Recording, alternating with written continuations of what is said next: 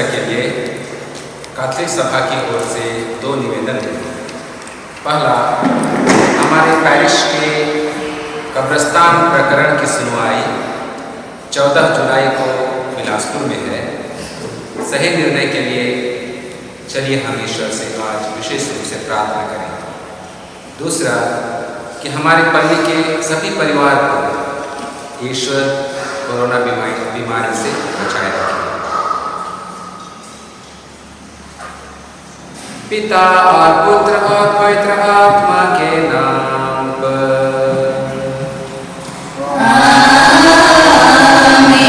हमारे प्रभु यीशु ख्रिस्त की कृपा, ईश्वर का प्रेम तथा पवित्र आत्मा का साहचर्य आप सबको प्राप्त हो।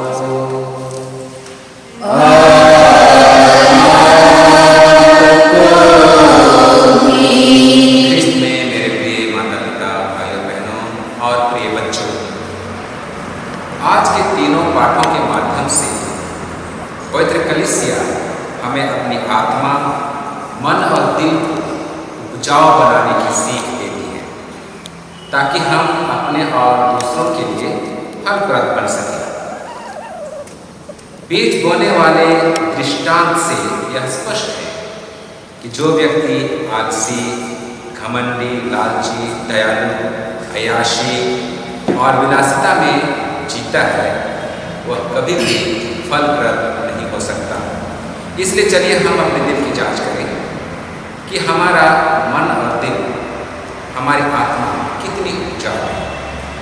प्रभु के वचन को सुनने के लिए हमारी आत्मा की स्थिति क्या है? अगर हमने प्रभु के वचन के लिए अपनी आत्मा को उपजाऊ नहीं बनाया,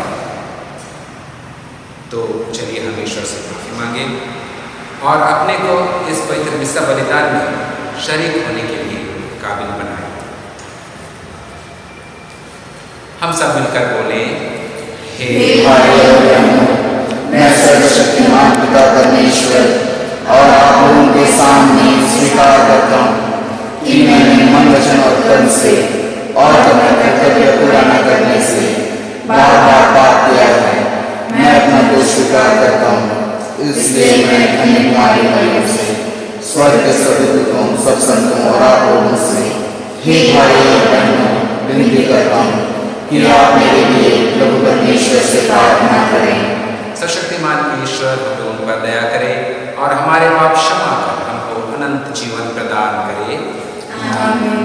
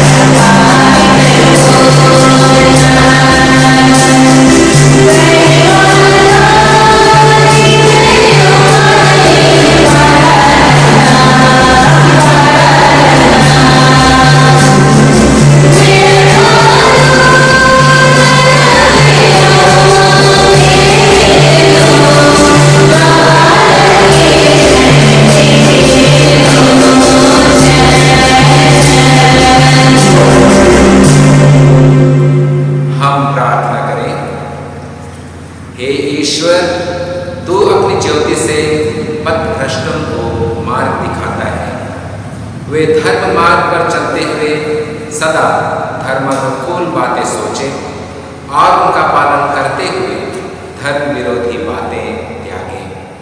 यह हमारी प्रार्थना है हमारे प्रभु और तेरे पुत्र यीशु ख्रीस्त के द्वारा, जो ईश्वर होकर तेरे तथा पवित्र आत्मा के साथ युगन युग जीते और राज्य करते हैं। आमीन।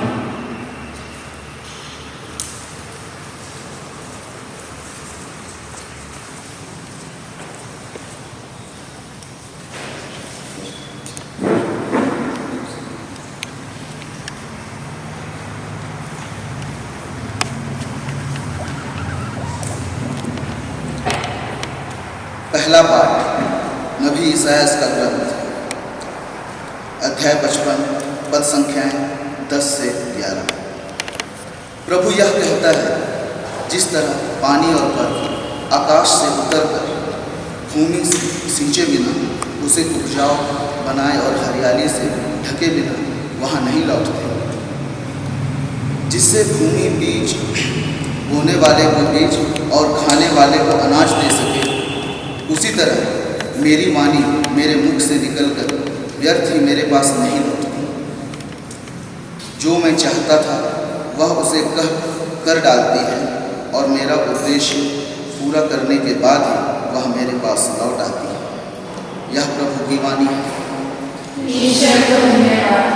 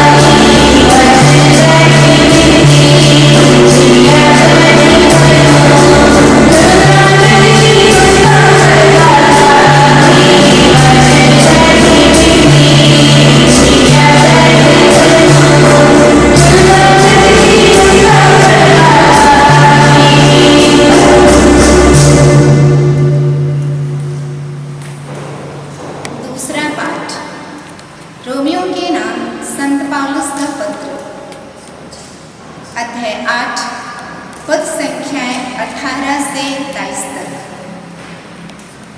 मैं समझता हूँ कि जो महिमा हम में प्रकट होने को है उसकी तुलना में इस समय का दुख नगण्य है, क्योंकि समस्त सृष्टि उत्कंठा से उस दिन की प्रतीक्षा कर रही है जब ईश्वर के पुत्र प्रकट हो जाएंगे। यह सृष्टि तो इस संसार की आसारता के अधीन हो गई है, अपनी इच्छा से नहीं बल्कि उसकी इच्छा से जिसने उसे अधीन बना दिया है। किंतु यह आशा भी बनी रही कि वह आसारता की दास्ता से मुक्त हो जाएगी और ईश्वर के पुत्रों की महिमा में स्वतंत्रता की सहभागी बनेगी। हम जानते हैं कि समस्त सृष्टि अब तक मानव प्रसव पीड़ा में कराहती रही है और सृष्टि ही नहीं हम भी भीतर ही भीतर कराहते हैं। हमें तो पवित्र आत्मा के पहले कृपा दान मिल चुके हैं, किंतु हम ईश्वर की संतान होने के नाते अपने शरीर की मुक्ति की राह देख रहे हैं। यह प्रभु की वाणी है। ईश्वर को धन्यवाद।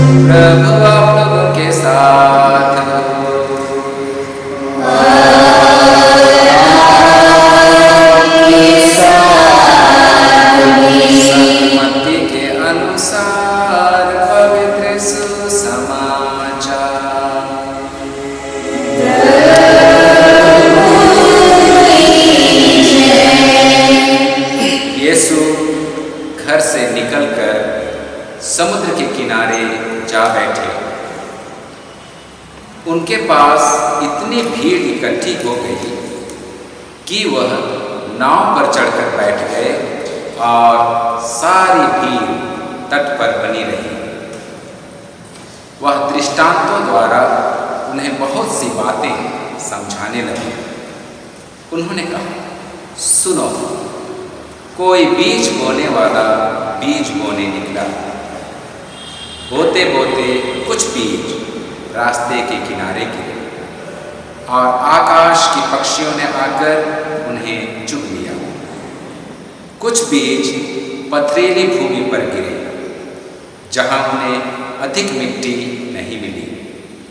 वे जल्द ही उग गए, क्योंकि उनकी मिट्टी गहरी नहीं थी।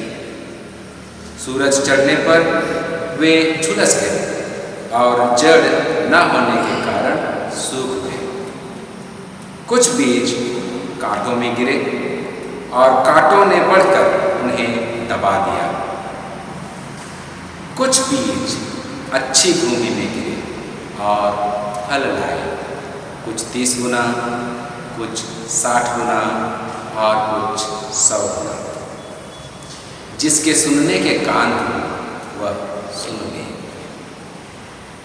यह प्रभु का सुसमाचार है। सुसमाचार ईश्वर हमारे सब पापों को मिटा दे। पिता और पुत्र और पवित्र आत्मा के नाम पर। ख्रिस्त में मेरे प्रिय माता पिता, भाई और बहनों, चीन में एक तरह का बांस को कहा जाता है मोसो बांस।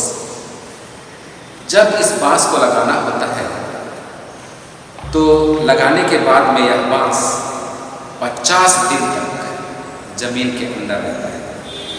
उसके उगने की कोई संकेत नहीं होती। लेकिन जब वह उगना शुरू करता है 50 दिन के बाद में, तो मात्र 42 दिन में वह 75 फीट बढ़ जाता है। आज पहले पाठ में हमें बताया जाएगा कि दास्ता में जकड़े यहूदियों को ईसायास नबी ढाढ़स देते हुए कहते हैं कि जिस तरह पानी बेअसर वापस नहीं आता, उसी तरह प्रभु का वचन भी अपना उद्देश्य हर हाल में पूरा करता है। लेकिन उसकी भी एक शर्त है।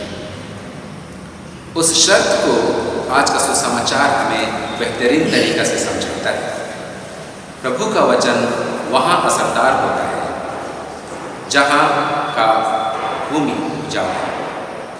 उस भूमि का संकेत हमारे हृदय से है। जिसका हृदय कठोर है, मतलब जो बीज रास्ते के किनारे गिरते हैं, जो कहा जाए तो परती जमीन है, वे लोग हैं जो घमंडी हैं, पूर्वाग्रह से ग्रसित हैं, जो आलसी हैं और जिनका जीवन अनैतिकता से भरा हुआ है। ऐसे लोग फलप्रद नहीं हो सकते। कुछ लोगों का हृदय पथरीली भूमि है, जो थोड़े समय के लिए भावनात्मक हो जाता है, क्षणिक उत्साह है, फिर वही छिछलाता है, उसमें कोई गंभीरता नहीं। प्रभु का वचन सुनते तो हैं, लेकिन वह गहराई तक घर नहीं कर जाते। तीसरा हृदय है जहाँ काटिली झाड़ियाँ हैं। काटिली झाड़ियाँ अपने साथ कांटे लेकर चलते हैं, और हमें मालूम है कि कांटा चुभता है, और ये कांटा वो बुरी आदत है जो दूसरों को कांटों की तरह चुभती है। जो लोग शराबी हैं, जुआड़ी हैं, गंजेड़ी हैं, लोगों से घृणा करते हैं, ईर्ष्या द्वेष करते हैं, सांसारिक माया मोह के कारण लोगों के साथ बुरा सलूक करते हैं, ऐसे लोग भी अधिक फलप्रद नहीं हो सकते। लेकिन कुछ ऐसी अच्छी भूमि है।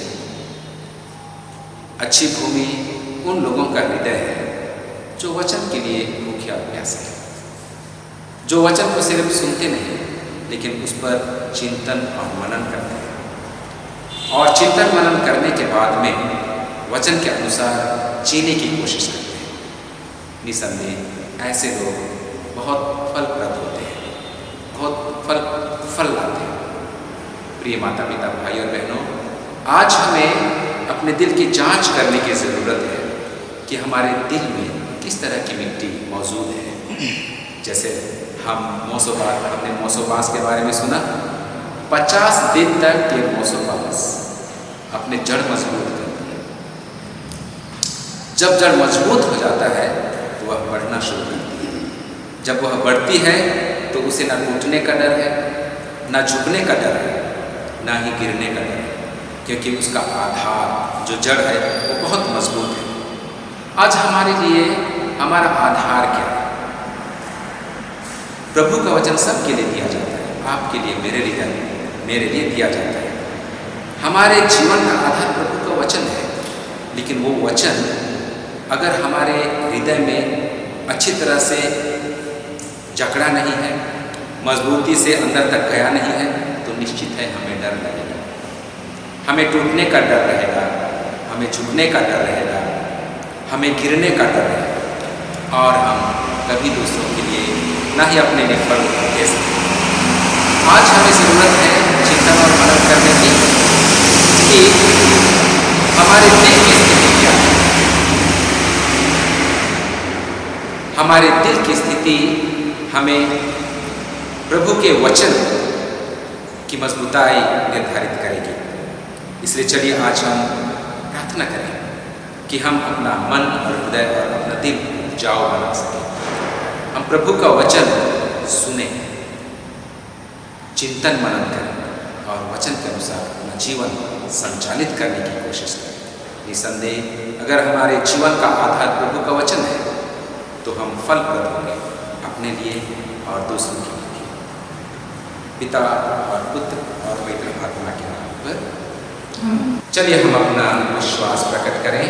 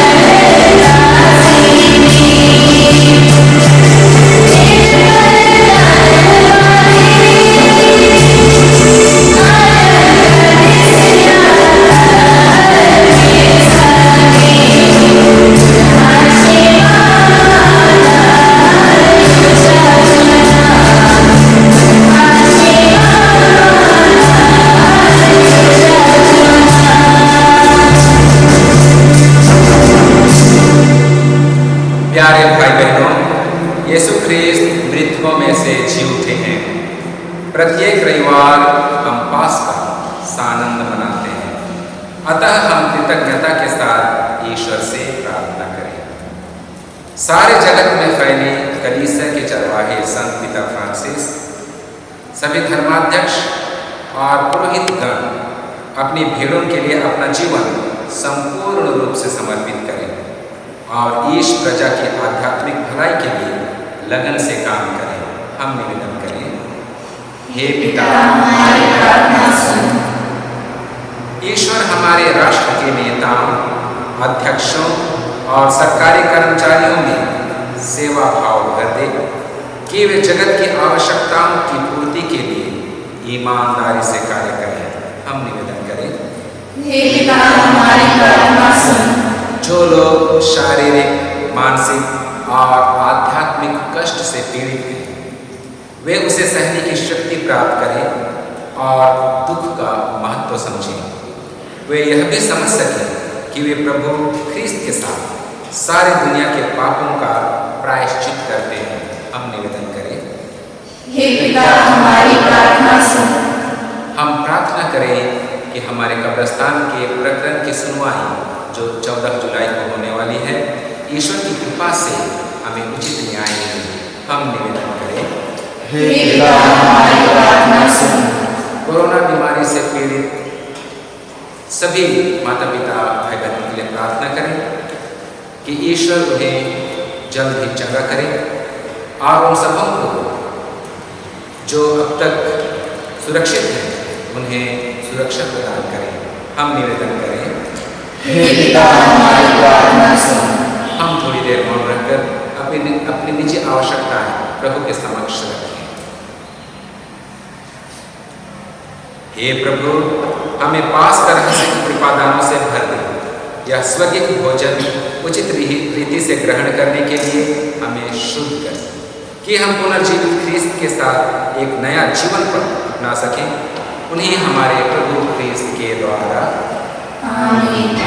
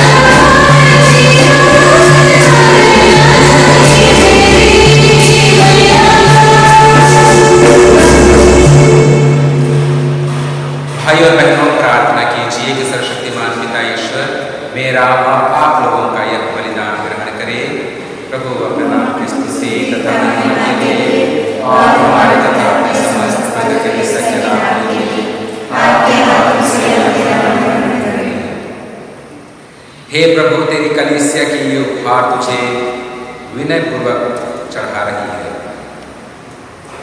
इन पर कृपा दृष्टि डाल।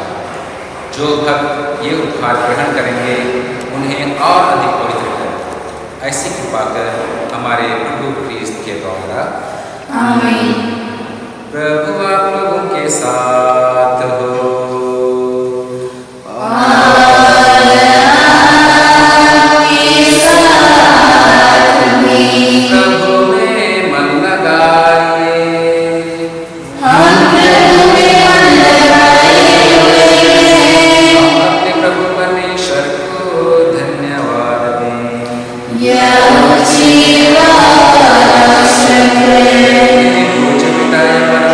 हमारा कर्तव्य तथा कल्याण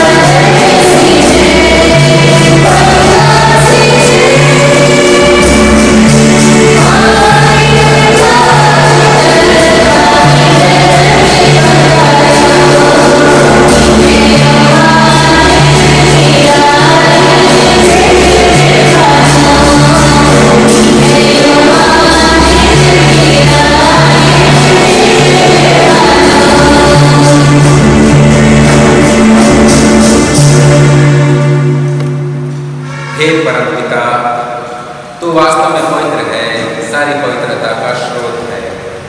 हम तुझसे निवेदन करते हैं कि यह उपहार अपने आत्मा को पवित्र करके यह हमारे प्रभु यीशु ख्रीस्त का शरीर तथा रक्त बन जाए। जिस रात को यीशु स्वेच्छा से मृत्यु के लिए सौंपे गए, उन्होंने रोटी ली, तुझे धन्यवाद दिया और रोटी तोड़कर उसे अपने शिष्यों को देते हुए कहा, तुम सब इसे लो और खाओ, यह मेरा शरीर है जो तुम्हारे लिए बलि चढ़ाया जाएगा।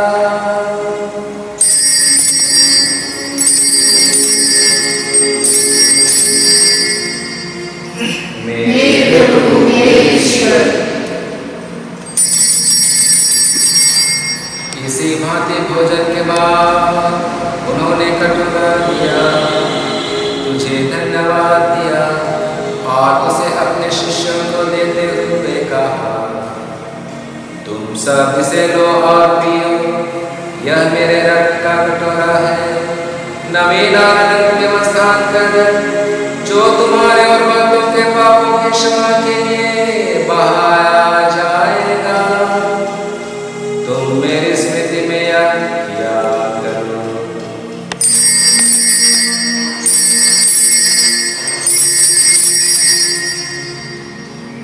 मेरे प्रभु मेरे ईश्वर,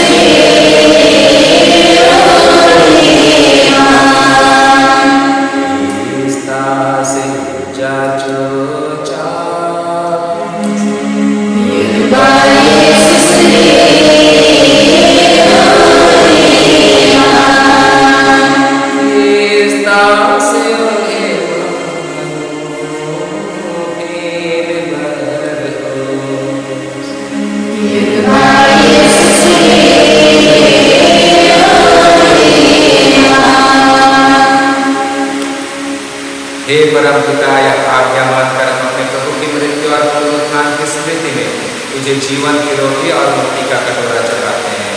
हम तुझे धन्यवाद देते हैं कि तूने हमें अपने सम्मुख उपस्थित होने और अपनी सेवा करने का सौभाग्य प्रदान किया है। हमारा नम्र निवेदन है कि हम सब जो ख्रीस्त का शरीर तथा रक्त ग्रहण करते हैं, पवित्र आत्मा के द्वारा एकता के सूत्र में बंधे रहें।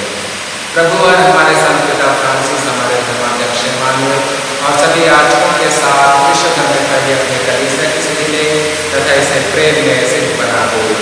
हे प्रभु, हमारे उन भाई बहनों की भी सुधि ले जो पुनरुत्थान की आशा में परलोक सिधार चुके हैं, उन्हें और सभी मृतकों को अपने पुण्य दर्शन का सौभाग्य प्रदान कर हम सब पर दया दृष्टि डाल के हम भी अनंत जीवन के सहभागी बने और ईश्वर की माता धन्य कुमारी मरियम, प्रेरित गण और सब संतों के साथ जो युग युग में तेरे विश्वस्त सेवक सेविकाएं बने रहें, तेरा स्तुति गान कर सके तेरे पुत्र यीशु ख्रीस्त के द्वारा। इन्हीं प्रभु ख्रीस्त के द्वारा, इन्हीं के साथ और इन्हीं में हे सर्वशक्तिमान पिता परमेश्वर पवित्र आत्मा के साथ तुझे समादर तथा महिमा युग न युग मिलती रहती है। आमीन।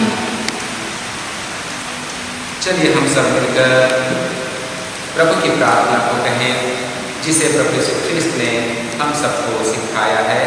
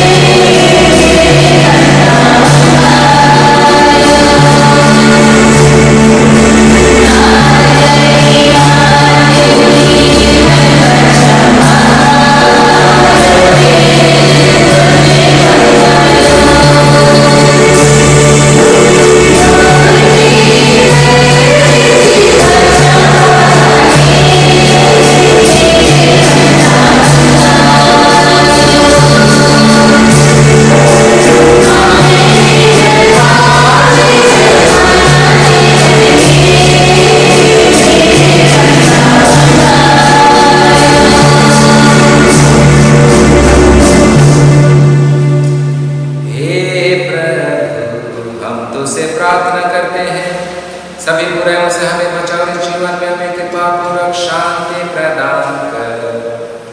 हम तेरी दया से सदा पाप से दूर और हर विपत्ति से सुरक्षित रहें और उस दिन की प्रतीक्षा करते रहें जब हमारे मुक्तिदाता यीशु ख्रिस्त प्रकट होकर हमारी मंगलमय आशा पूरी करेंगे। क्योंकि तेरा राज्य, तेरा सामर्थ्य और तेरी महिमा अनंत काल तक बनी रहती है। हे प्रभु यीशु ख्रिस्त, तूने अपने प्रेरितों से कहा है, मैं तुम्हारे लिए शांति छोड़ जाता हूँ, अपनी शांति तुम्हें प्रदान करता हूँ। तू हमारे पापों पर नहीं, अपनी कलीसिया के विश्वास पर दृष्टि डाल और उसे शांति तथा एकता प्रदान कर। तू जीवन उचित रहता और राज्य करता है। प्रभु की शांति सदा आप लोगों के साथ रहे।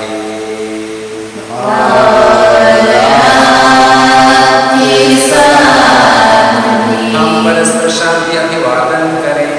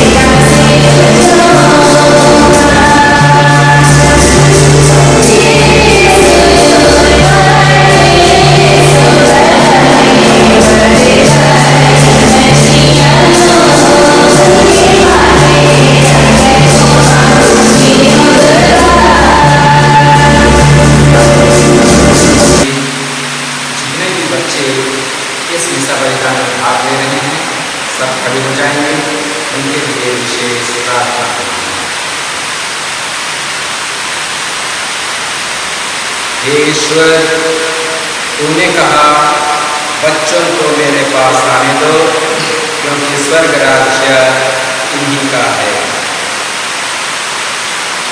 हम उससे प्रार्थना करते हैं कि हमारे सभी बच्चों पर अपनी आशीष और कृपा प्रदान कर, कि वे आशीषित होकर प्रज्ञा, ज्ञान, बुद्धि और बल प्राप्त कर सकें।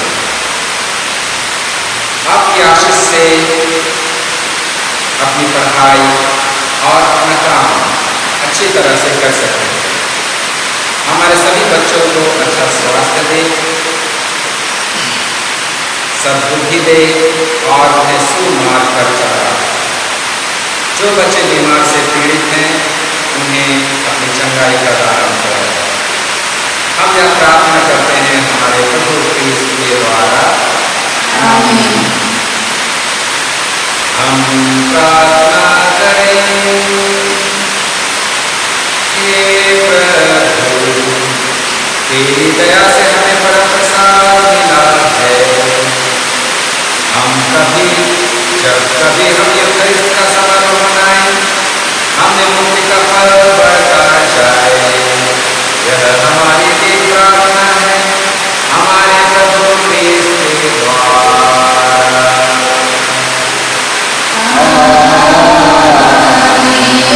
आपके साथ हो।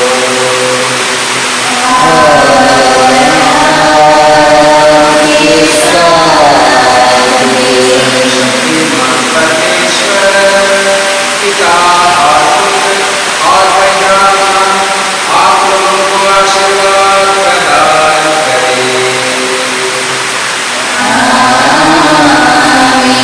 हम सब पिता ने प्रभु की शांति साथ